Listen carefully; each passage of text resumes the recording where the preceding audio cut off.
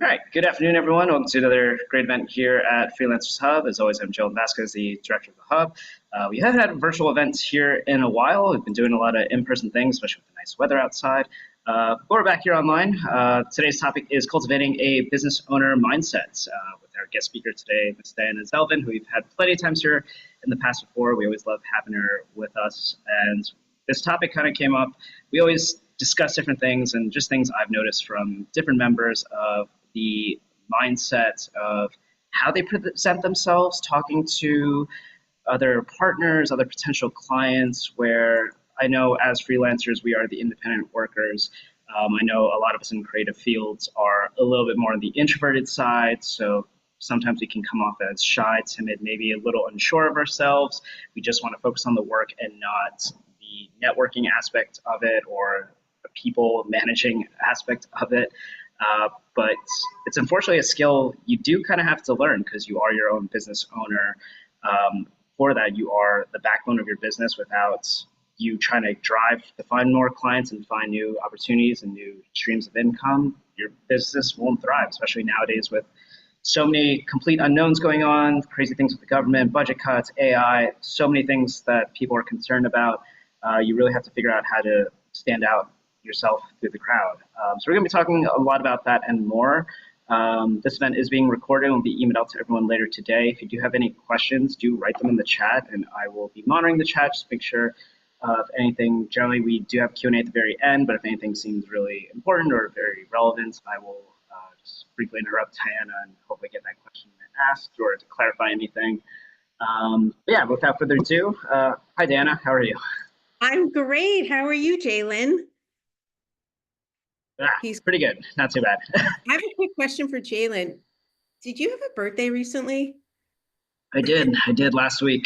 Yeah. Last week. Could we all in the chat wish Jalen happy birthday? Thank Let's you. start off the party. Come on.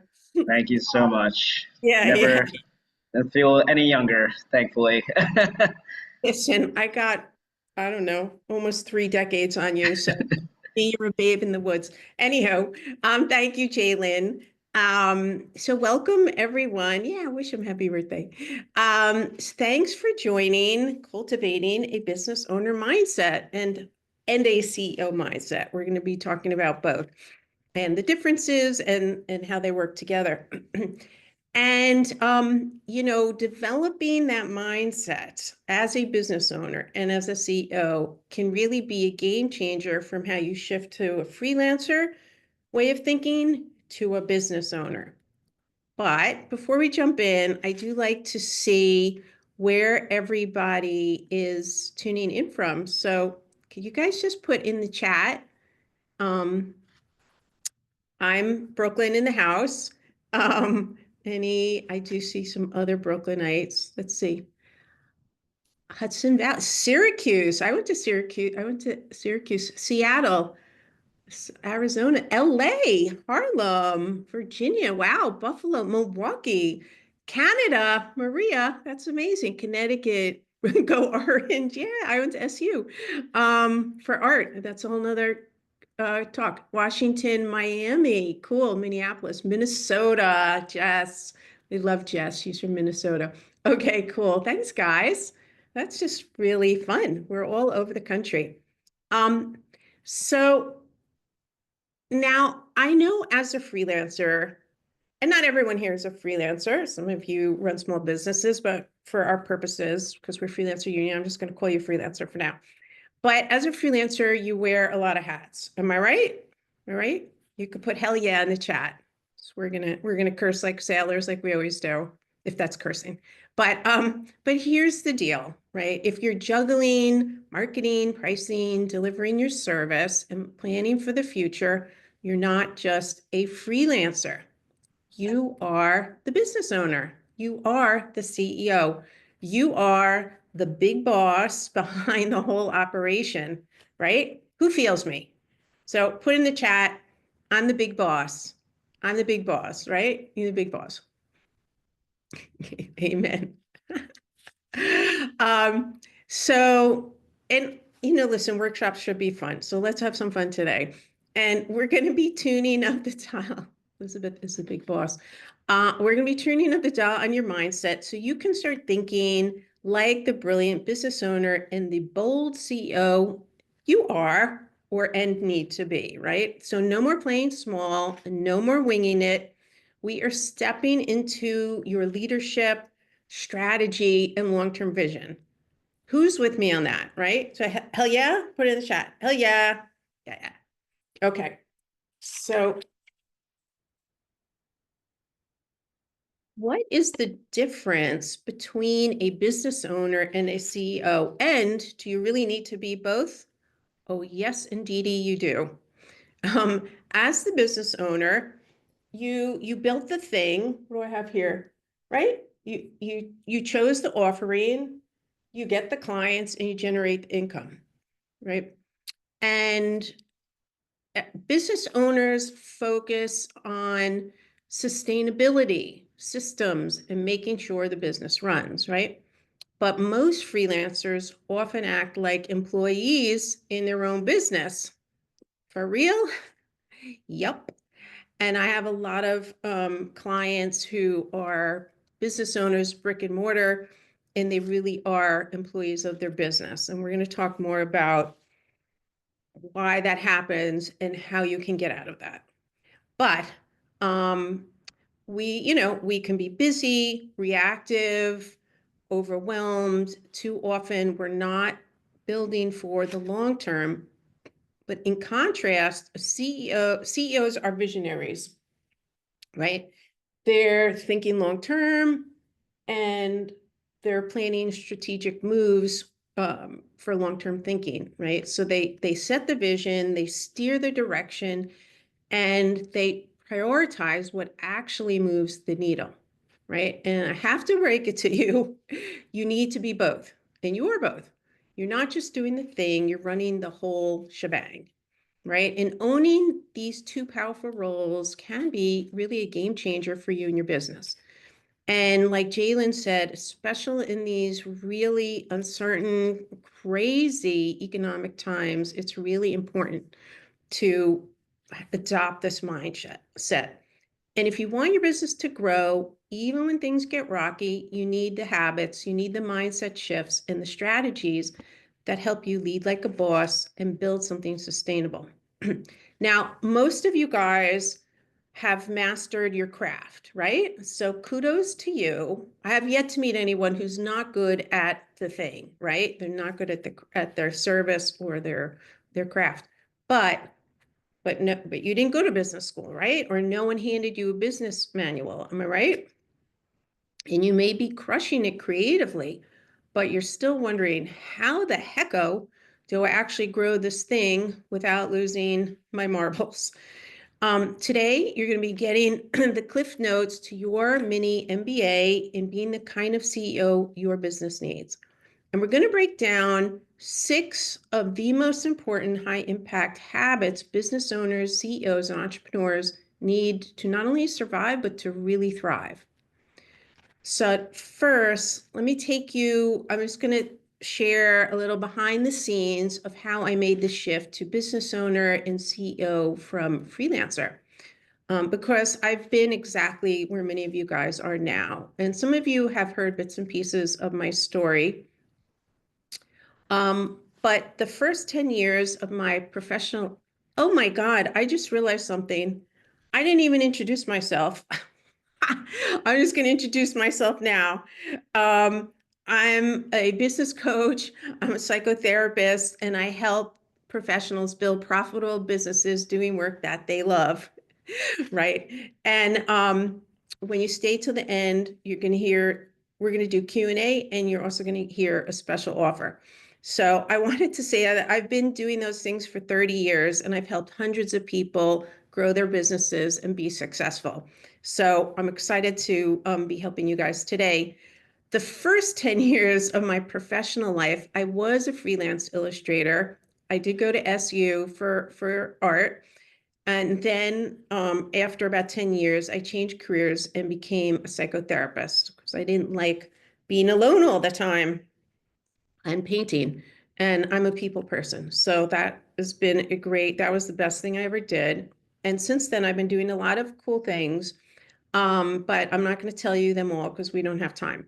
But but for a long time, when I was freelance illustrating and a therapist, for a long time, I was deep in my freelancer mindset. Just me, my skills, and my hustle. I wasn't thinking like a business owner or CEO. But then I jumped into the deep end. And it was about I think 2003, I had this wild and crazy, audacious idea to open a chain of cool health clubs. I mean, how hard could that be? Turns out very, very, very hard. But I went from booking clients to leading a full-blown startup operation. I wrote a 42-page business plan. I learned how to network like crazy to find investors. I built an amazing team, which included CFO, my operations people, my consultants, my architects, my lawyers, engineers, the whole thing. And I had become the person in charge of all of it, right? I was the visionary, I was the decision maker, I was the leader. And somehow through determination and grit and like literally gallons of coffee, I raised the 2 million needed to open the flagship club. And I ended up spending a good 4 to 5 years getting a crash course on being a business owner and CEO. I was learning every part of the business, systems, operations, leadership, and long-term planning. And I had stopped asking, what do I need to do today? And started asking myself, what does this business need to thrive next year, 5 years, or 10 years from now, right? That's the way you guys need to be thinking. But there is a plot twist. I became pregnant, um, but actually, well, it wasn't a total surprise. We did do IVF because I was older and I wanted to be a mom, and it was now or never. And at the ripe old age of 44, I had my little baby boy. Um, Amazing, right? And beautiful, no doubt, but not exactly. I was hit hard with severe postpartum depression, anxiety, and I just had to let the whole business fall apart almost overnight. I had a baby to keep alive, for goodness sakes, and I had to get better, and I had to learn how to be a good mother, and I could no longer move the business forward through my haze. And it was heartbreaking. But here's the thing. I had already built the CEO mindset, right? I had the business owner tools, and even though I couldn't move forward with the health club startup, I knew how to build again, and I did many times over. I learned how to be nimble and adapt when life throws you curveballs, and it will throw you curveballs, right? When I pivoted, I wasn't starting from scratch. I was just building on things I had already been doing. And each time when life threw some big ones, a recession, the pandemic, we've all been through that, and burnout, I've tapped back into the business owner mindset. I mean, CEO and the business owner mindset to look at long-term vision, have strategic thinking, be resilient and resourceful. And even today, I run my coaching business with the same mindset I had back then, thinking strategically, planning for the future, and making decisions based on where I want to go, not just on what my to-do list is today. So the difference between surviving as a freelancer and thriving as a business owner isn't just about what you do, it's about what you think, right? And you guys know Tony Robbins, the big motivational speaker. He likes to say 80% of success is mindset, 80%, and 20% is strategies. So that shift from freelancer to business owner and CEO changed my life. That's what I want for you. So buckle up, grab a pen, and let's dive in. Okay, so who here wants to be a badass business owner with a CEO mindset? Put your, there you go. I love that people have their videos on, or put hell yeah in the chat. Thanks, Maria. All right, so let's get into it. You heard a little about me. Let's talk about you. So habit one, CEO level thinking, right? You want to be thinking big picture and prioritizing what really moves the needle. So one of the biggest, and you guys can all see this, listen, you can take screenshots, you're going to get the recording, but just let me know. I can move it closer, make sure you can see it all. I don't like slideshows because I find it really boring looking at a screen of words. So I'm hoping if I dance enough, it will be fun. And then you can still see the words. But one of the biggest mindset shifts you can make is to go from networking in your business to working on your business. It's a very big distinction. As freelancers, we typically do work in the business. All my business owners, they're always putting out fires all day long, right? And we focus on what's in front of us right now, those fires, getting the next client or project, keeping clients happy, and trading your time directly for money. But this mindset can lead to undercharging, burnout, and an income ceiling based on how many hours you can work. Freelancers often see themselves as, I'm just one person doing my thing, which can keep you playing small, even though you are incredibly talented. In contrast, successful business owners, the CEO mindset, work on the business, right? Work on the business, not in the business. And they're visionaries who think bigger, plan long term, build systems and strategies, and create a business that can grow, scale, and thrive. And I don't want you to be scared by the word scaling because not everybody is going to build a team, but you may have other support systems. You may get an assistant. You may get somebody who can do some of the things you don't need to be doing. So there are always ways to scale. CEOs regularly carve out time to reflect, strategize, and anticipate what's coming rather than constantly reacting to what's on fire, right? Everybody is always like, there's always a fire to put out. But that keeps us from the big picture thinking, which is about looking beyond this week's deadlines and thinking about how all the things work together. And big picture thinking means asking high level questions of yourself. Where is this business going? What kind, maybe can't read my writing, but what kind of life and impact am I building? What strategies get me there? Oops, that meant to say faster and sustainably, right? Those are the big picture questions, right? If you're always working in your business, doing all the tasks, answering every email, putting out fires, you're not steering the ship. You're actually stuck rowing in place, right? You're like a hamster in a hamster wheel. But big picture thinking is what helps you chart the course, navigate the obstacles, and move towards real growth. And this is interesting that research shows the most successful CEOs spend 50% more time on big picture, long-term thinking than their peers. That's a lot, right? The bottom line is a freelancer gets paid to do the work. A CEO gets paid to build and grow the business. So when you start thinking and acting like business owner and a CEO, you open the door for more income, more impact, and more freedom. So, I mean, come on, who doesn't want that, right? Put hell yeah in the chat, right? We all want that. More income, more impact, and more freedom. Okay, so let's talk about some strategies. So you guys know who've been to my talks, I like to give some strategies so you have some takeaway. So these are your strategies to start thinking like a CEO. So I like this first one, to put in your schedule every week a 30-minute CEO check-in, right? So that's a time you put in, it's non-negotiable. Don't move it because you have a fire to put out. And that's the time you set aside to think strategically, not reactively.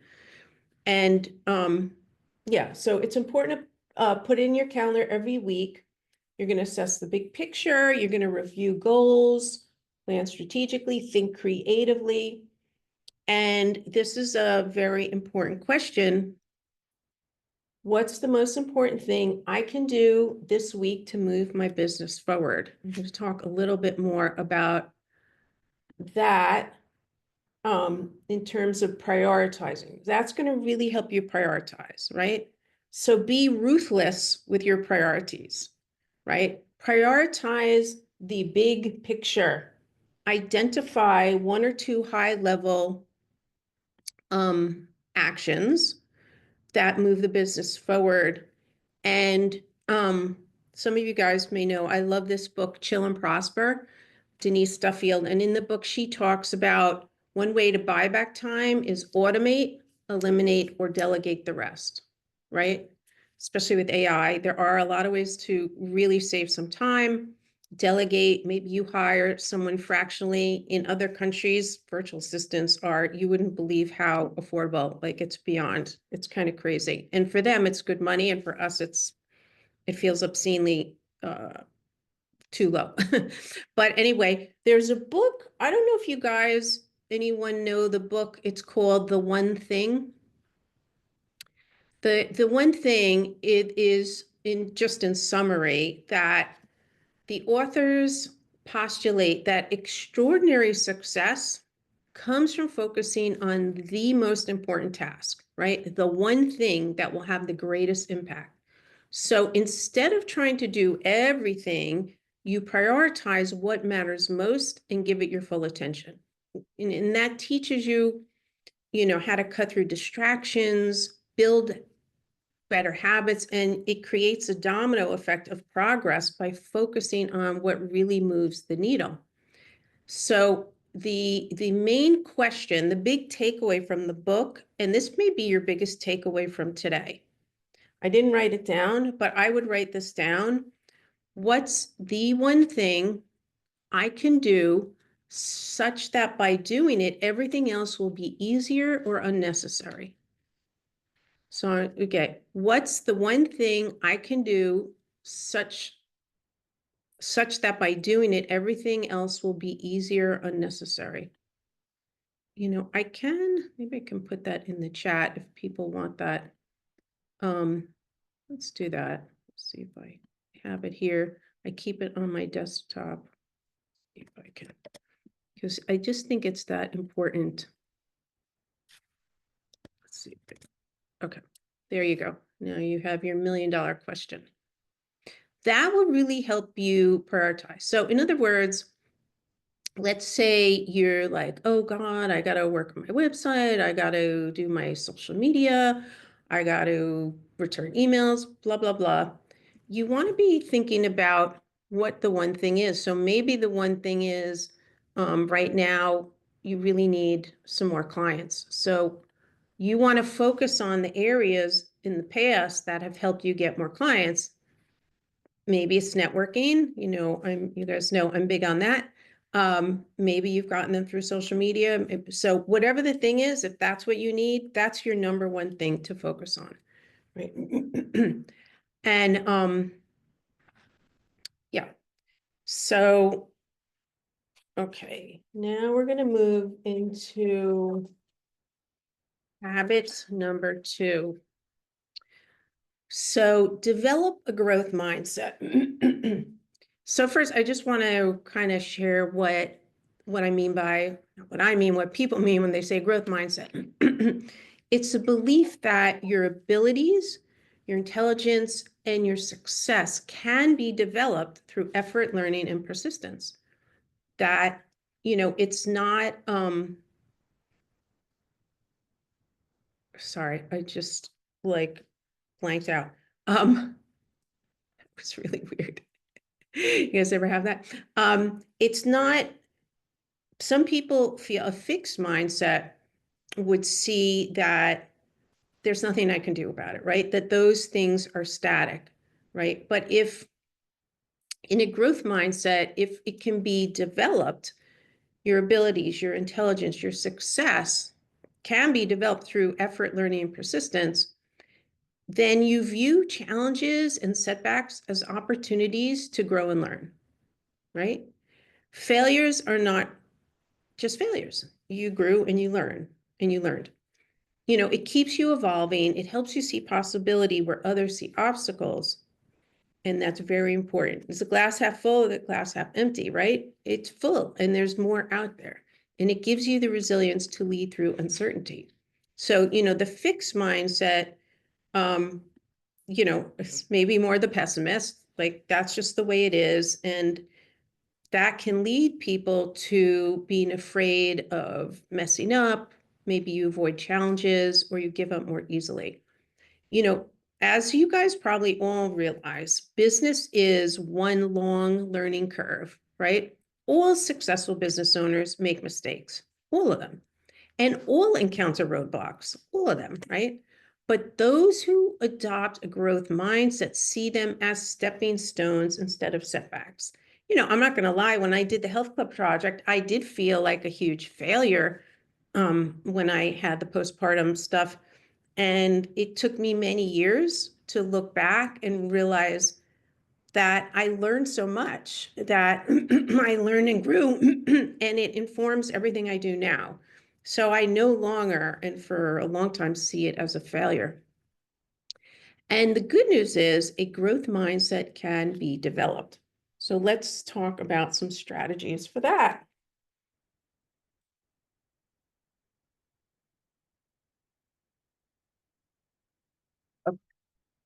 So most of us want to stay in our cozy comfort zone, but that's not how we grow, right? We grow when we stretch ourselves. So you want to seek out challenges. I would recommend one stretch goal a week.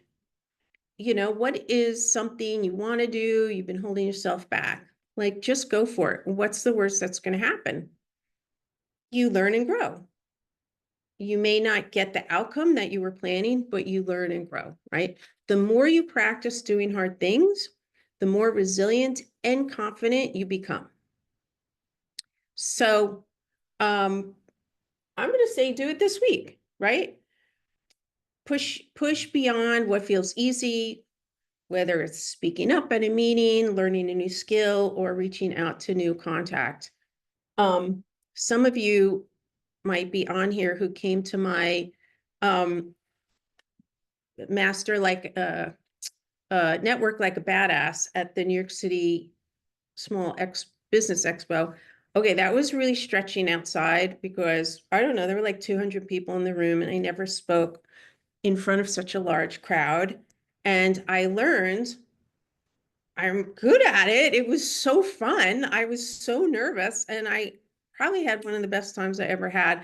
Unlike on Zoom, we can engage some, but I really love engaging with the audience. So that was really fun. So leading up to it, I kept going, oh dear God, like what did I get myself into? And now I'm so glad I just pushed through it and did it. Number two, use the power of yet. So some of you who work with me know I love the word yet. It's one of my favorite words because when we're in that negative space, I can't do this yet. I'm not good at this yet. You know, every time you add yet, it leads to I can learn and grow and I can learn how to do the thing, right? This small shift rewires your brain to see your abilities as evolving. It's not fixed. It's just yet, right? It reminds you that growth is a process and it keeps you open to new challenges. And other than, avoiding challenges out of fear and frustration, right? So it keeps you open yet.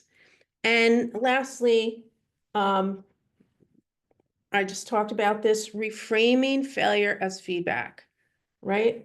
Instead of what did I do wrong, like with my health club project, it was what did I learn from this, right? What can I learn from this? So I wish I had known that back then, but often we don't know the lessons until the look back. But people with the growth mindset see mistakes as part of the process. You know, a lot of successful entrepreneurs, it's just the nature of being an entrepreneur. The business fails, they start a new one. Business fails, they start a new one. But they know it's the nature of the beast. So you have to have a strong stomach for that. But if you always have that mindset, like things are going to happen, but I can get back on the horse and begin again. And if we have time, I give some examples from my clients, but I know sometimes that derails my talk. So let's keep going. So get in the habit of treating setbacks as data, not defeat. Every failure is a stepping stone to mastery, right? So it's important to fail. Do you guys know Sarah Blakely from Spanx? She did, ladies might know her. She invented Spanx and she's a humongous success. Her father, she'd come home from school and her father would ask her, what did you fail at today? He wasn't looking for what she did well in school. He wanted her to know, and they would celebrate, right? Because that was the way to learn and grow. And look how that helped her be so hugely successful. Habit number 3, always keep learning, which is part of the growth mindset, right? I may have already said this, but this may be one of the most important takeaways from today, because most freelancers, you guys have spent a lot of time learning and perfecting what you do, your service, your offering, your craft, your skill. But as we talked about, a few of you have gone to business school or learned how to run a business. And there's so much to learn. I'm not going to read all this. You can take a screenshot. But I don't want this to scare you. These are just some of the things we need to learn to run a thriving business. And if you don't know these things, you don't know them yet, right? You can learn these things one step at a time. So the first one is your offer and your business model. I'm not going to read all the things that's involved, but you need to be thinking carefully about what that is, right? Then you need to learn marketing, right? None of us are born knowing how to market. And people have asked me, how much time should I spend on marketing? A lot. It can be 25% of your time. I know somebody who teaches high level entrepreneurs to take their companies from 10 million to 100 million. He says 60% of his time is spent on marketing. So a lot, right? So you need to learn how to market.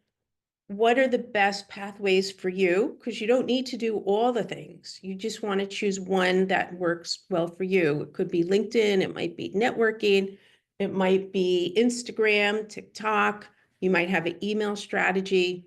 So there's a lot of things. And then you need to have it in your calendar every month. You need to learn sales, right? Almost everybody needs to learn sales and the process of selling, handling objections, how to follow up, and closing, because you can do a great sales job and then to close can be hard. And learning how to do it genuinely, authentically, because you want to help someone. Then money, you need to learn all the things about money, cash flow, P&L statement, profits and loss statement, how to price for survival, not just value, price, profit, and value, price for profit and value. And invoicing, right? You need systems, taxes, financial tools. My favorite, you guys know, is helping people with their money mindset. I have done whole talks just about your money mindset, because if you're operating from a scarcity mindset, which most people are, unfortunately, with messages they learned from their parents and their grandparents and passed down for generations, it will hold you back and block you from being profitable. So you want to shift to an abundant mindset, which opens you up more to opportunities and helps your mind take the actions to be more financially successful.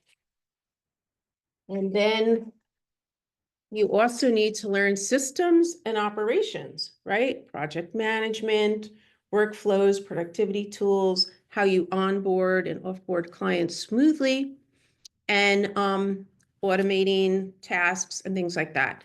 I can't teach it all today because there's just so much to learn about running a business. And this can be broken down through hours, right? Hours and hours of teaching or learning, right? But it's important. But I don't want you to be overwhelmed at how much you need to learn. You just have to take one step at a time and think about going back to what is the next most important thing you need to learn.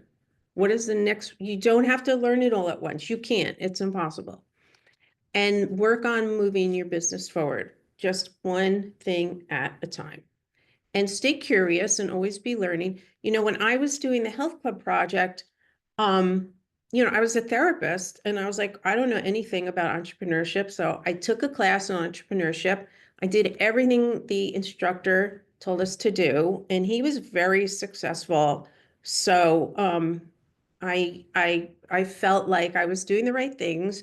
It gave me some traction. I went to he said, go to industry conferences. So the health club industry has huge trade show conferences. I went to all them. I did a management training course. I read every business book I could get my hands on, Good to Great, Built to Last, Pour Your Heart Into It, Never Eat Alone, Who Moved My Cheese. So many amazing business books, so you can learn through books and workshops. I wish I had a coach then. Now I definitely would, but business coach like myself, mentors, peers. I had a lot of mentors. I was good about that. I was good about finding great mentors. And all that is part of your education. You don't have to go to business school, but you do have to be intentional and keep learning on your own in various ways. Okay. Habit number 4.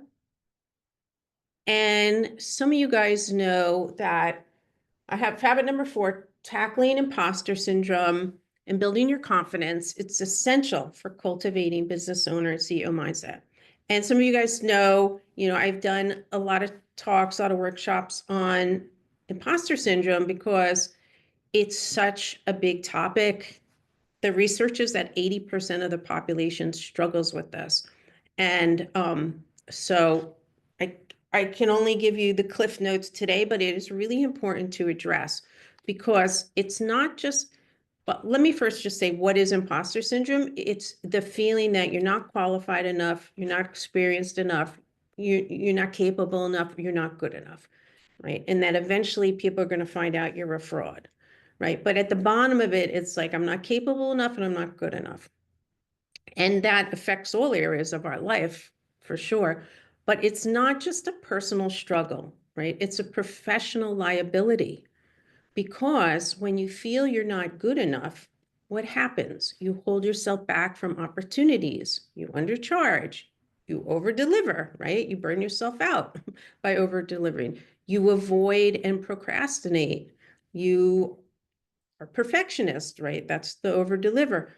Or you people please because you are afraid of people might be angry with you if you don't give them what they want, right? So all that can wear you down, and it can keep you from putting yourself out there boldly, visibly, and or take the impactful steps you need to move forward in your business. In contrast, a confident business owner or CEO, they lead with clarity, they make bold decisions without second guessing and act from a vision, not from fear, right? They trust their value, they show consistently and treat every challenge as a step towards growth. And I'm not suggesting like this is a fake it till you make it. It's about training your brain to recognize your actual expertise and talents because you all have that. We forget. And there's a lot of reasons why we don't feel good enough. So you have to be intentional about recognizing where you are good enough, where your superpowers lie, right? And you have to do it regularly if this is something you really struggle with. And the good news is we can build our confidence. It can be done. I'm not saying it's easy, and it depends on the person. I mean, a lot of people, myself included, over years, been in therapy. That is a big one. If you've had early trauma or some very challenging things in your early life, you need to address that stuff. It helps. It all makes a difference. And then there's things you can do on your own to feel more confident. So I like to recommend creating a list of your strengths and accomplishments. And sometimes I tell people, Like, think of every accomplishment you made in your life, which can be a lot. And I did this on my own. I had pages and pages, things I had forgotten about. And I just went through chronologically and I was like, oh yeah, that, I forgot about that. And there was that. And like, wow, I'm a badass. Like it really, I was like, I've done some really cool, impactful things that I totally forgot about in my past. And then next to each accomplishment, you put down what skills, what strengths, what qualities, what talents you had that made them happen, right? Were you tenacious? You know, back when I was in high school, I won art awards, right? It's my art talent, right? So whatever the thing is, um, write that down. Or if it's easier, and I do have this on sitting on my laptop screen, a list of strengths for those days when you're really beating yourself up. Create a list, just a list of your strengths, all the things you're good at, everything you can think of, and look at it. Look at it daily, depending on how your confidence is. And you're like, oh, damn, that's right. That's who I am. And I don't know if this client's on there, but I was just talking about this yesterday with one of my clients that not only do we forget what we're good at, but if we often look to the external for other people to tell us, or can be how much we get paid for something, can give us a boost, feeling like I'm worthy. But you really want to feel it on your own, because you don't want your feelings of confidence to just rely on the outside telling you, because then it's not really um, intrinsic. You want to build the intrinsic good feelings from within. It doesn't hurt to get compliments, right? But you want to feel it without needing I got a big paycheck, or without needing they gave me compliments, that kind of thing. So anyway, so this is a big one. Um, and read it before you're doing something scary. You have a sales call or you're pitching something. Just remind yourself of what a badass. I have my people know my badass ring that helps remind me I'm a badass. Um, and then reframe the negative thoughts. Guys who've been on my workshops before know how important this is, but NASA really has done research that we can rewire our brain. And our brains, yes, you should get one of these badass rings. Oh, I'm glad that was encouraging. Um, you can rewire your brain. It takes intention, though. And one of the ways is I really encourage people to write it down. It's much different than just thinking it. We want to write it down. You want to catch the negative thoughts and then reframe them to positive. So, and I know some of you have heard this, but we have on average 60 to 80,000 thoughts a day, everyone. And 80% of those, let's call it 70,000 thoughts, are negative. That's real research. And why? And the negative thoughts, what are we thinking? How shitty we are. We're beating ourselves up almost all the time. And we're not aware of it, because who can capture all those thoughts? And the reason being, it's an evolutionary thing, where back hundreds of thousands of years ago, our prehistoric ancestors, they had to be on guard to protect themselves from dangerous animals. So their brain, their reticular activating system, would scan the horizon looking for danger, danger, danger, to protect themselves. We're no longer in that danger, but our brains are still wired the same way. We can reprogram that reticular activating system to start looking for the positive. And the more you program your brain to look for the positive, the more that will be the more automatic thing that happens. So one way is capture the negative thought, right? I'm not good at getting clients, to I can refine my strategy and grow. Others do it better than me, to my work is unique. Plenty of people want what I have to offer. And those are just a few short examples. When I do my imposter syndrome talk or my talk about the money mindset, I get a little deeper into this, but it's really important habit to develop. And I think we are moving on. Let's see. Oh, there's more. So let's talk about visualizations. I don't think we have time, but in the past, I have done during the workshop, taken people through a visualization. So you experience how powerful it is. And I just want to say about visualization that it's so powerful because your brain doesn't know the difference between what has actually happened or what's actually happening and what you imagine. Doesn't know the difference. So there was research done on basketball players taking free throws.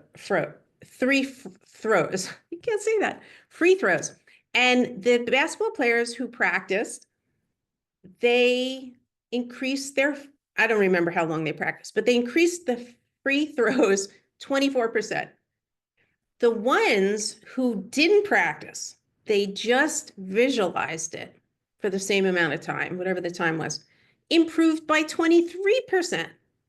Because their brain believed they were actually doing it. That's 1%. That's without actually doing it. So to me, that was a really powerful research.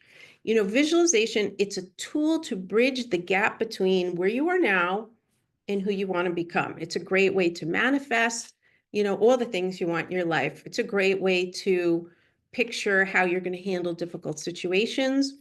But in this case, it's a way to think about, it's a way to help your confidence in thinking about your future self. Now, there's books and books written about your future self. It's very powerful stuff. I can't get into it all here, but your future self is the one you want to be now. You want to own your future badass business owner, CEO now, right? And you want to, when you visualize, you want to close your eyes, you want to imagine yourself in as much vivid detail as possible, because the more detail you can imagine, the more it can or will manifest, right? So you want to be thinking about where you want to picture, where are you working? Who are you working with? What are you doing? How are you speaking? Are you speaking in a high level way? Are you speaking like a leader? Even what are you wearing? Are you dressed for success, right? As a badass business owner and CEO, what decisions are you making? What kind of projects are you taking on?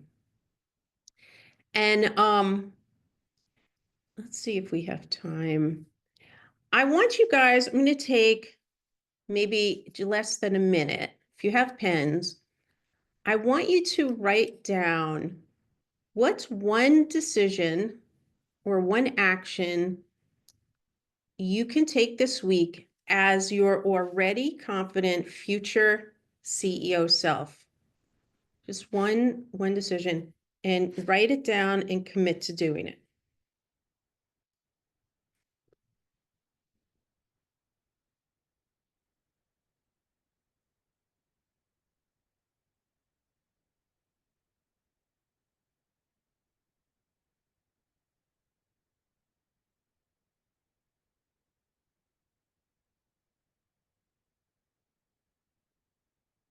Okay, cool.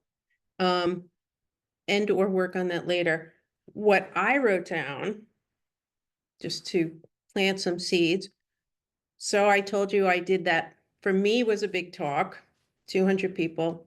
Well, someone who was at the talk, um, he's kind of a very successful entrepreneur. He's got a TV show, The Real Entrepreneur. I don't know, it's a reality show. And we spoke a couple days after the talk, and he wants me to do a talk on networking to his people. So when I asked him how many people will be on the workshop, or whatever you want to call it, well, it could be a few thousand. So that scares the daylights out of me, but I'm going to do it. So I'm doing it. That's exciting, right? So thanks, Joe. Joe, you were at my talk, is that right? Oh, I don't know how you say your name. Tiffany. Tiffany. Ah, you are a badass. Um, okay, Jessica asked, what's the best way to shift to abundant mindset? All right, save that. Let's see if I can get to that at the end. Joe was like, you taught like a badass. Thank you, Joe. Um, oh, the book is The One Thing. Eric asked, what's the name of the book? Sorry, I'm just scrolling. Okay. So,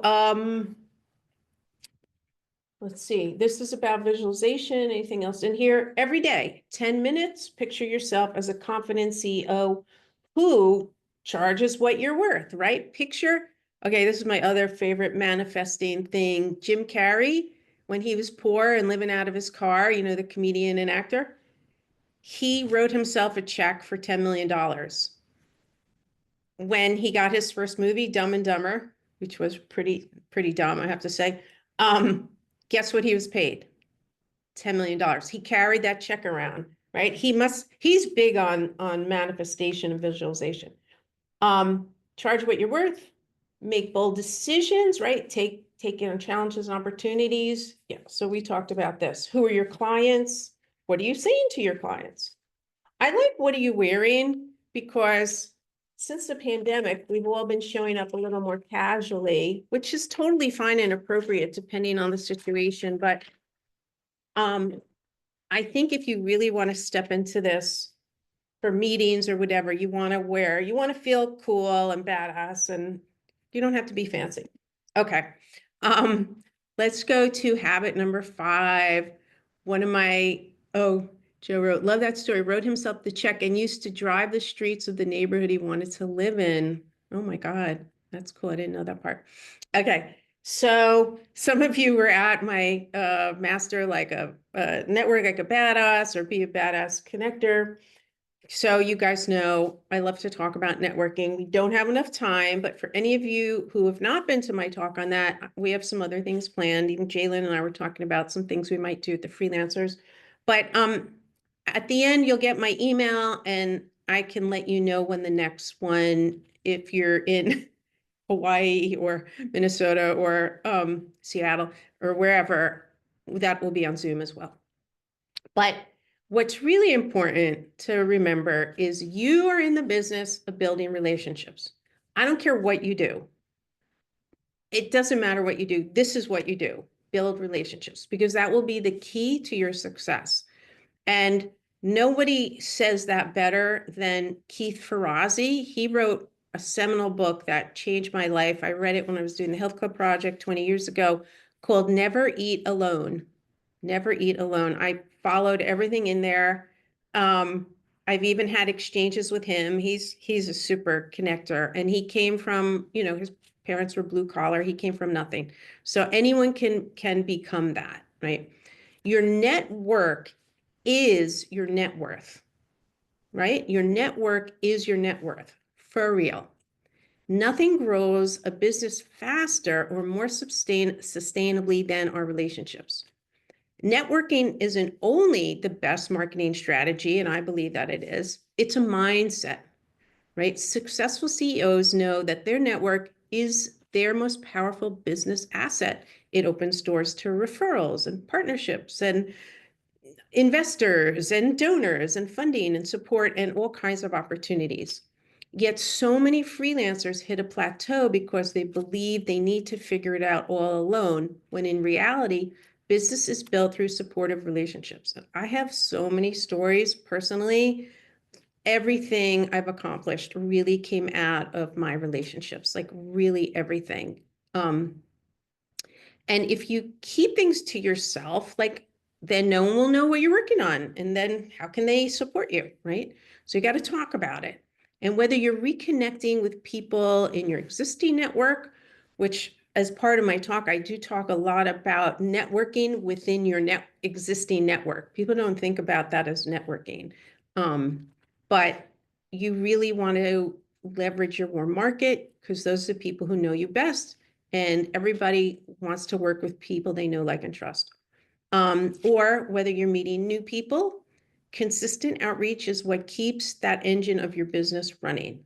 And the secret sauce to building genuine, impactful relationships, you have to show up with genuine curiosity about the other, genuine generosity for the other, and give value, right?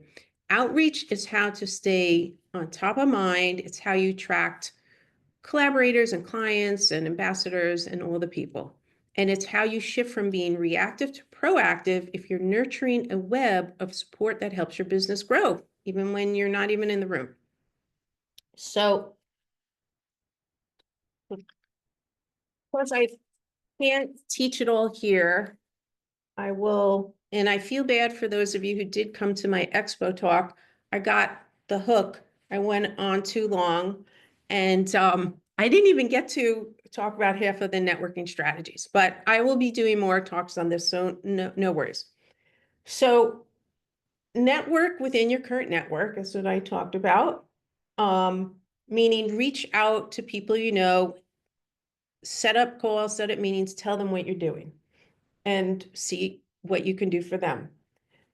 Yeah, make a list of your warm market, that's past and present. I call your dormant ties, people from your past. After my talk, people have been telling me they've reached out to people from their past, and it's really net some amazing things. Check in, see how they are, let them know what you're doing. Go to events, a lot of events. Meet new people, a lot of new people. Practice connecting, talk to your barista, talk to a shop owner, wherever you are. I talk to everybody. I do embarrass my son. But I do make a lot of amazing connections. Some of you have heard I got a client waiting online at Disneyland. My barista became a client. You know, you just got to talk about to people what you're doing because you have a service that helps them, and you got to think about it that way. Networking is not working the room, it's building genuine relationships. I really am turned off when someone comes up to me and shoves a business card in my face. That's not networking. I mean, they think it's networking. Networking is building relationships. Be curious, be interested, focus on authentic conversations. Don't come in with an agenda. Don't worry about, having something prepared. Just be yourself, and then always follow up, follow up, follow up. So, and maintain regular contact. So check in with people you really connect with, send them an article, just see how they're doing, invite them to something, and be a giver, right? That's my big takeaway for networking. There's a book called The Go Giver. I recommend that. It's a skinny little book. It's a quick read. And always, always, always look for value and ways to help others.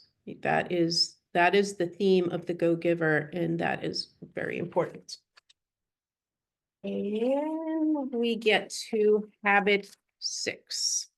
So this is our last habit, and then Jalen, I think after this we'll have some time for Q&A. Is that right? Yep, totally. Amazing. Okay, cool. So building resilience and tools, right?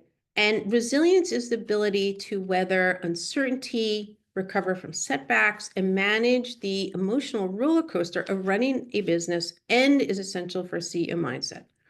Because without it, the best strategies can crumble under pressure. Resilience keeps you in the game long enough to build momentum, take risks, and create lasting success. It's not about never falling down, because you will fall. We all do. It's about how quickly and intentionally you can get back up and get on that horse again. It's our mindset and our skill set that allows us to stay calm under pressure, think clearly in chaos. And we're in a lot of chaos right now. I know for some of us, this new administration really derailed our mindsets. I do recommend staying off the news as much as possible. And it tapped, and then, these creating a resilient mindset will help you adapt to all those things. It's not pushing through at all costs, but it's knowing when to rest, how to reset, and choosing to get back again intentionally. And high performing entrepreneurs, high performing athletes, they all know, but entrepreneurs are like peak athletes, that they have to treat their body and their mind with as a top priority, right? They know that treating their well-being is part of their business strategy. And so a lot of very successful entrepreneurs do meditation. I mean, there's a lot that, like Richard Branson and Oprah and Bill Ford and so many who talk about how meditation, they not only attribute it to their success, but also help them through dark times. And we all have dark times. So think about ways you can, with your apps, do breathing. Coaching is a good way to help with your mindset and stay on track.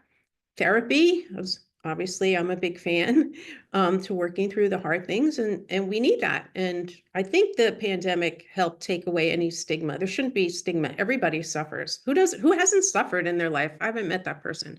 So there should be no stigma in getting help. Journaling is huge. I'm a big fan of journaling, and movement and rest, right? Like exercise. I don't know if you guys know this, but 30 minutes of exercise 3 times a week. That's just 30 minutes 3 times a week. The research found that it can be as impactful as an antidepressant. So put that in your peace pipe and smoke it. That's a really big, powerful research, in my opinion. Anyway, so prioritizing self-care, sleep, getting good sleep. We all know how bad we feel when we don't get a good night's sleep, low energy, we might feel down, irritable, all the things. Healthy nutrition, it's hard, but you got to prioritize. I used to do nutrition counseling a long time ago, and I know it's hard to implement behavior change, but you do your best, right? Because you got to treat your body like you're an elite athlete. And exercise. I mean, we're talking about exercise. I mean, rest. We need to rest and recharge. I have a client, she went to the beach last weekend, and it was like a mini vacation. And she was just like in the groove, grinding, grinding, grinding. And she talked about for months wanting to go to the beach. I'm like, just go, just do it. Trust me, you will feel better. It helps you get back on the horse and recharge, right? Things like that. So these things are not luxuries. They are not luxuries. They are necessities, because when the storm hits, and again, it will, it's not just your business model that matters. It's your ability to stay standing. Resilience fuels grit, perseverance, and long-term vision. So we'll get to the strategies. I'm going to tell you my offer, and we'll take some questions. But these are some powerful strategies for building resilience by calming the mind and nurturing the body. Because when our mind and our body is in fight, flight, or freeze, we can be crippled or debilitated by the freeze, or we can have so much anxiety, we can't think straight and we can't think clearly. So we want to calm everything down. I like to recommend bookending your day with some mental recovery. So start and end the day with a habit. You don't have to do 50 habits that calm your mind and body, right? So in the morning and evening, maybe some breath work, just some box breathing or meditation, 10 minutes on an app, or some journaling, right? Then treat your body like a business asset, right? So you are the engine of your business, fuel accordingly. Prioritize restful sleep, hydrate. Often people don't realize that proper hydration really helps give you energy. Healthy nutrition, enough protein so you're not crashing. If you have too many carbs, you're going to crash. And you want to eat every 3 to 4 hours. You don't want to go too long without eating, you will crash, right? All those things. And your thyroid needs that for the metabolism. So that's my quick nutrition pitch. And daily movement is crucial, and we talked about that. And then recharge with micro breaks, you can call them 5 to 10 minute breaks, like every 90 minutes. Like if you have to crush on something and you have hours of work, you got to break it up, stretch, breathe, take a walk around the block. It will help prevent burnout. It will keep your energy up and your brain sharp. And for those of you who might have heard of the Pomodoro method, a lot of people swear by it. It's 25 minutes of work and then a 5-minute break and rest. And you can use your what do you call it? Your phone as an alarm. Okay. I plowed through that. For those of you who are still here. Okay.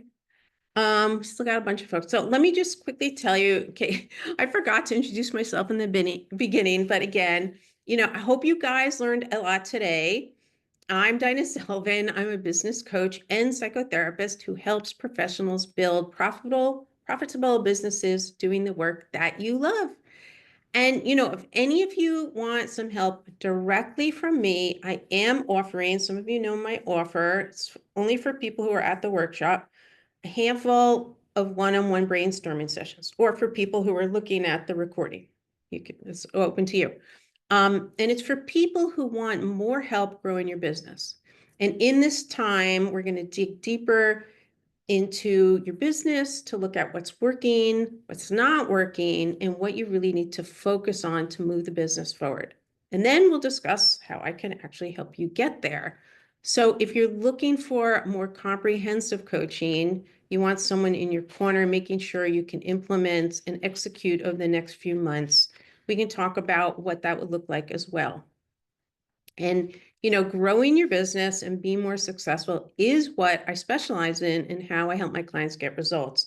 So if you're serious about moving your business forward this year, make sure to book your brainstorming session.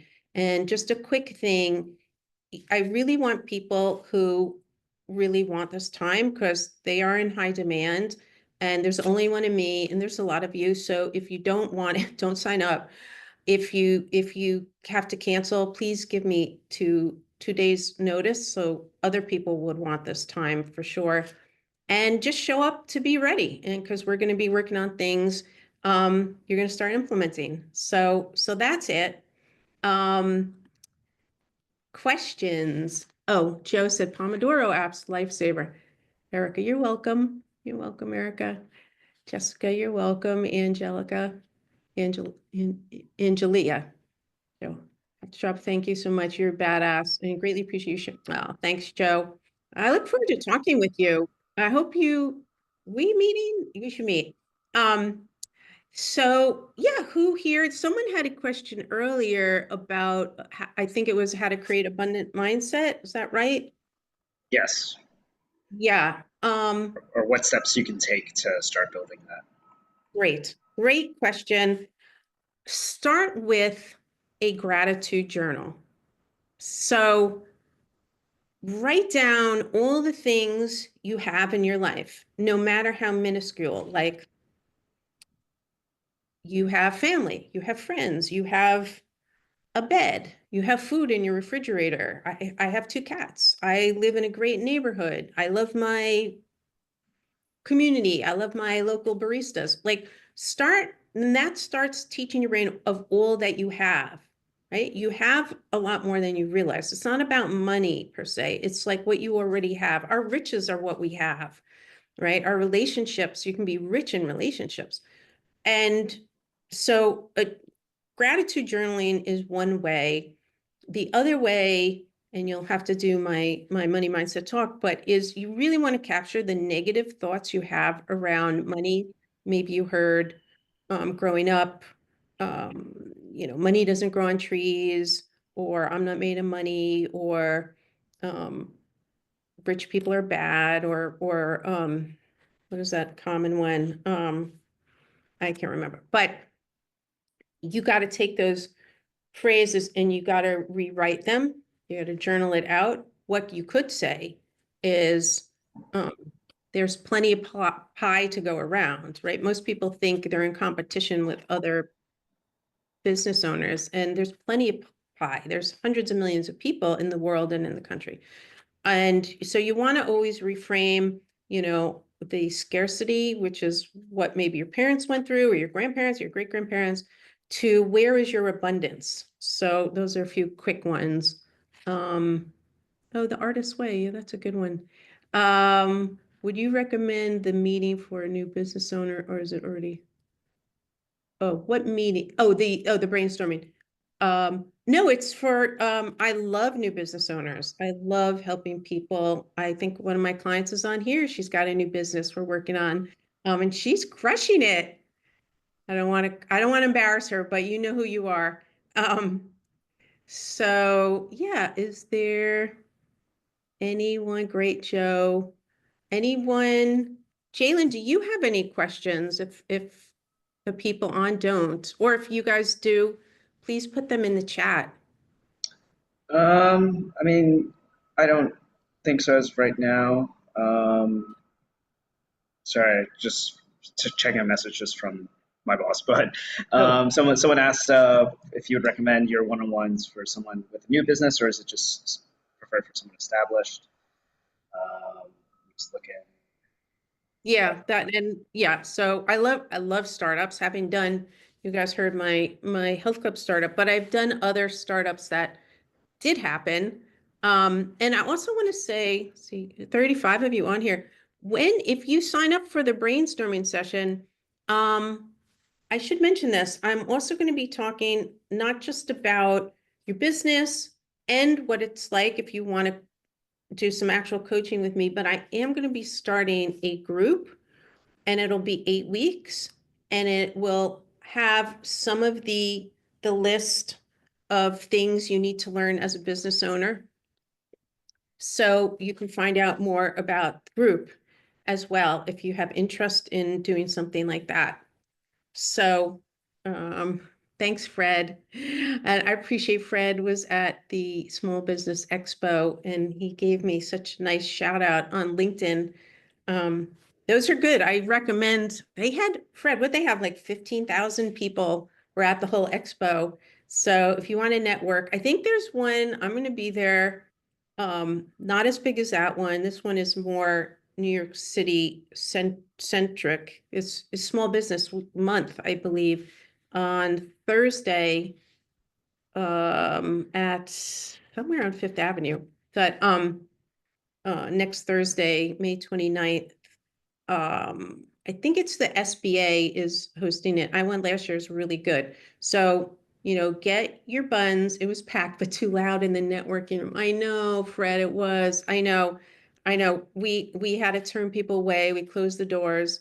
Um, I do have the recording of it, but I have other networking talks where you can hear the whole thing. If Fred, if you want, or anyone else, I'm happy to send links to those are some of the other talks I've done at the Freelancers Union is on how to be a badass connector, on networking, your money mindset, and your ancestors are sabotaging your financial future, and imposter syndrome. That's always a big one. So if anyone wants to write to me, this is my email address. And if you want any of those things, thank you, Jackie. I hope I said that right, Jackie. Tori, okay, good. A question. Any advice for taking the leap, facing fears, when overcoming limiting money beliefs, trusting that you got to spend money to make money? You do have, well, you have to spend the right money to make money, right? You have to invest in learning and growing, and sometimes in advertising, or sometimes an assistant, or, some support staff, or maybe you hire someone for your website, things like that. But Tori, would you want to come on just so I can ask you a little bit more about that? And if you don't, that's totally fine, and I will try to answer this here. Okay. Yeah, Um, I yeah, think are I you can. on? Can you hear me?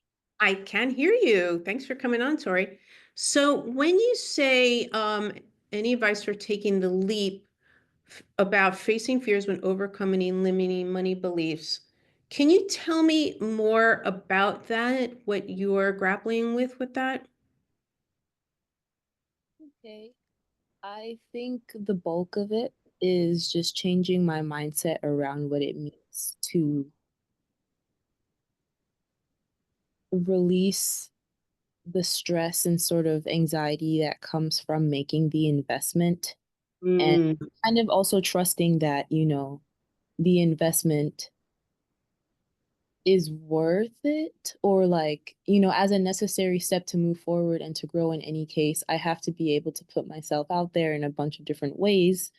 And so you spoke about networking and other things that we can do to like grow and expand ourselves. And I think one of the barriers I'm coming up with right now is that it's just it's like those limiting beliefs from childhood and stuff I've been working through and writing and doing a lot of journaling with. But I recognize that when I come against them in real life, face to face, where it's like, oh, this is an opportunity, I could take it. And obviously there's some risk involved. And so it's just um, like when I'm facing in real time, like this is an opportunity to overcome or to stretch, like you said, to go the distance and be like, okay, maybe I'm gonna move forward with this, understanding that it's a risk, and I can anticipate that not anything that I'm spending is going to be an inherent loss, or just like that fear of like risking the loss all of the time, and just trusting that, what you put up is going to actually have a fruitful outcome, and wanting to like, you know, push my boundaries in that way, to really like put up instead of just talking about it. I feel like the barrier now is just like making sure that I am not selling myself short as far as like investing again in my own business.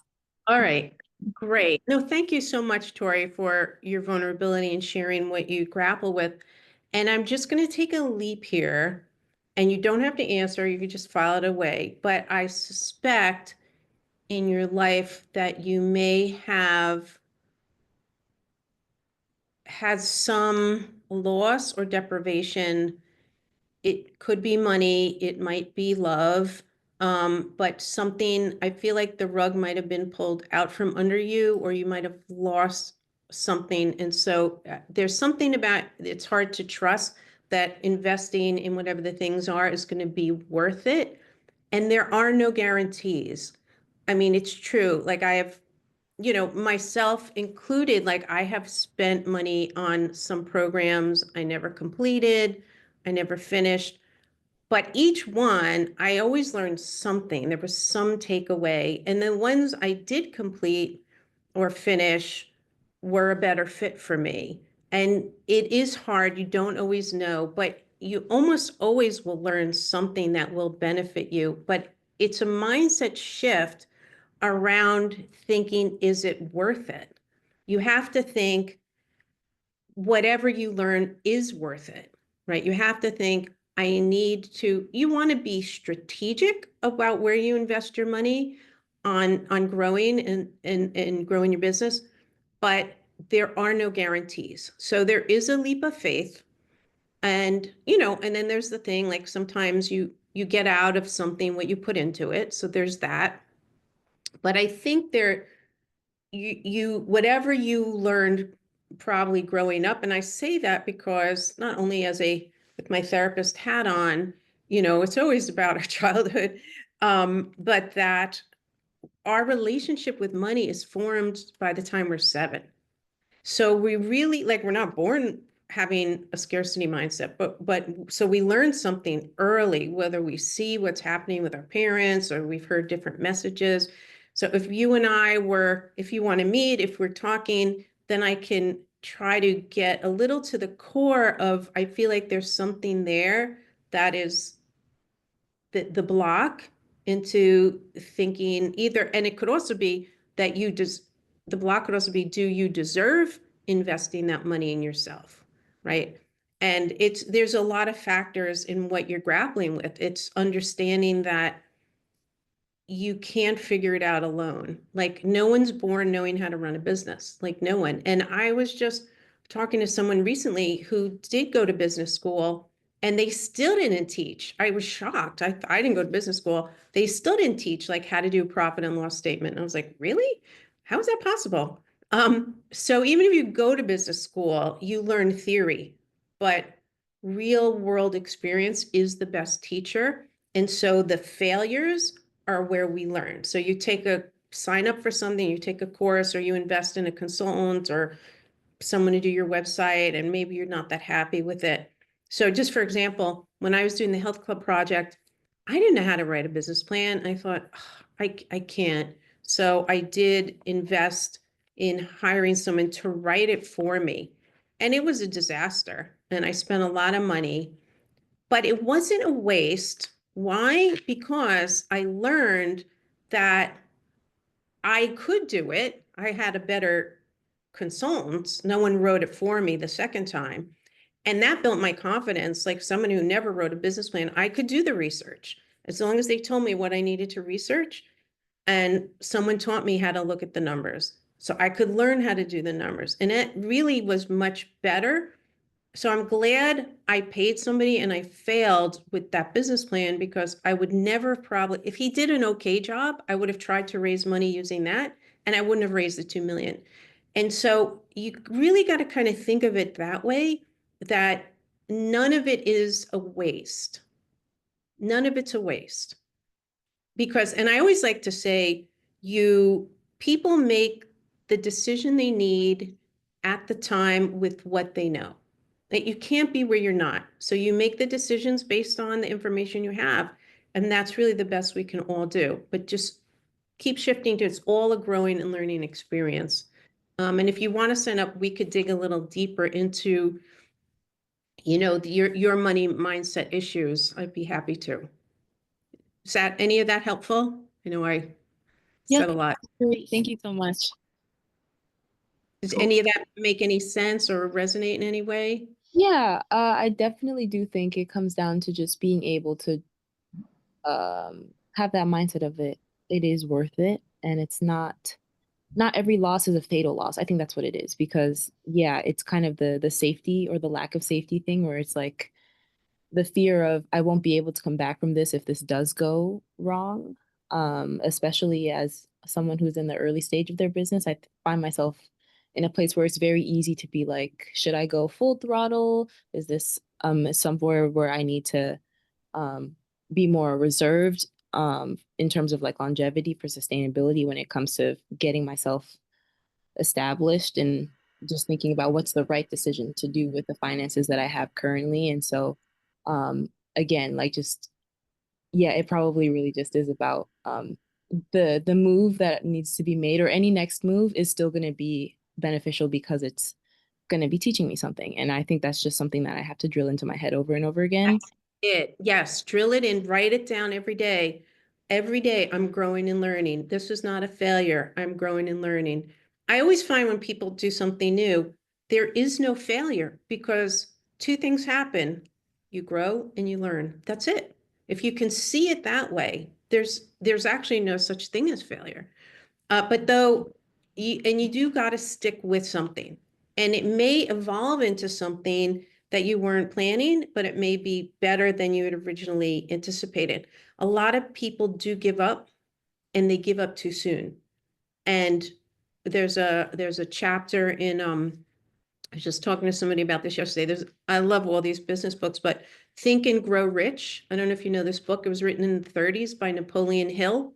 And in the book, he talks about the story about a man, I think, and his nephew, the 1930s, goes to California. He hears where there's gold to mine, and they're mining. They invested all their money in getting the tools and in mining, and they finally give up. They give up. They lost their money, blah, blah, blah. Well, shortly after, another guy, he hears about that same location. He goes with a team, his tools, blah, blah, blah, and they mine, and they hit the gold and they make a fortune.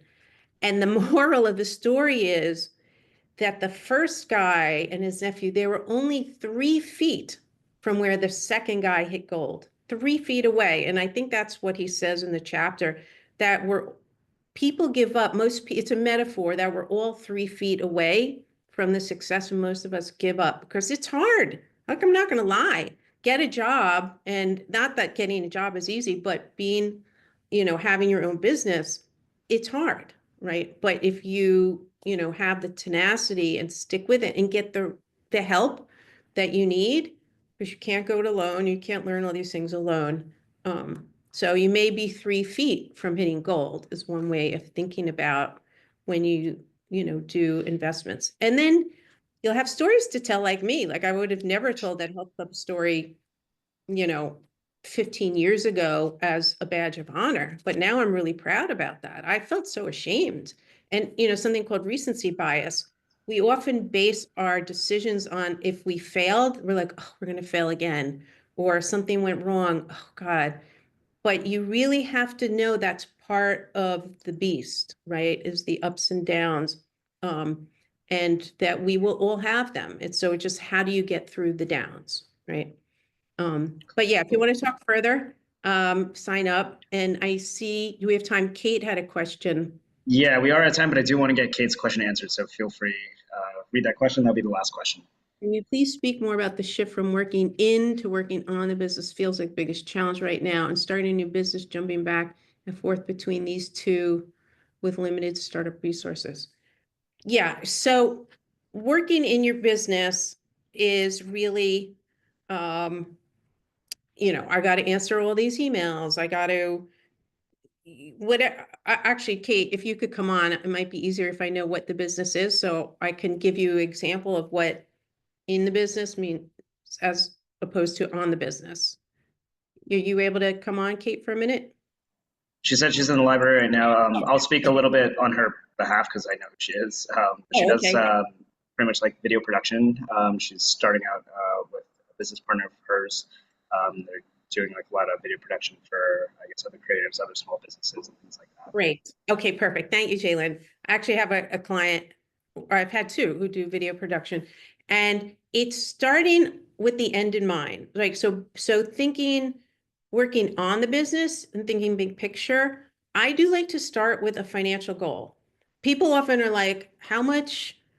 I just need to make more. I just need to make more. Well, we're never going to make more if we don't know what is that actual number, because then our brain doesn't know what steps to take to the more. There is no more.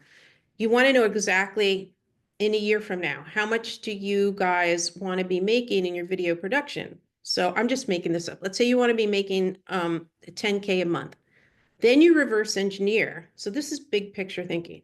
How much do you need to earn every month to get there? And like how many projects, what would you charge? Can you do 3 projects a month for 3,500? With that would be a little more, but that would get you to 10K. I'm just making that up. And then what's involved in each project, each video, and how do you market? What's your marketing plan for the year? Is it networking? Are you going to be on TikTok? Are you going to do LinkedIn? And then you put that in a year calendar. So when I talked about your 30-minute CEO check-in, that's where you're strategizing, reverse engineering from what is your big picture, right? And you could think at some point, where do we want to be in 5 years? Do we want to build a team? Do we want to sell it? Do we want to grow? So working in the business is, oh, we just got this client and now we got to do the video. And now we got to make sure the video is great. That's in the business. Working out, negotiating the contract, that's in the business. On the business is the big picture thinking. Does that make sense? I don't know. I hope that makes sense. She said yes. Okay. Oh, yeah, she said, okay, cool. And yeah, and if you want to, Kate, if you want to meet with me, and I can talk you through it, because like I said, I love beginning businesses. Okay. I guess that's it. Jalen, did you have anything? Nope, that is it. Thank you so much for taking time of your day to do this. A lot of great comments, a lot of great, I guess, some inspiration for some. Hopefully, people have some action items that they'll start doing. Start small, I guess, is the best way to go, and then just have it hopefully all snowball, and you'll kind of slowly get that CEO and business mindset for it. But definitely thank you everyone for tuning in. Definitely scan that QR code if you haven't already. Book a slot with Diana. If it is free, might as well try it out, see if you like it. and stay in touch with everything she does. She'll be back here again. We don't know when as of yet, but we're going to figure something out in the future. I will email everyone the recording for this later today. I'll have access to it for 30 days if you want to rewatch anything or just kind of get some of those affirmations again as well. And yeah, that's pretty much it for me. Yeah, hope everyone has a wonderful week. Take care, everyone. Thank you. Thanks, guys. Bye.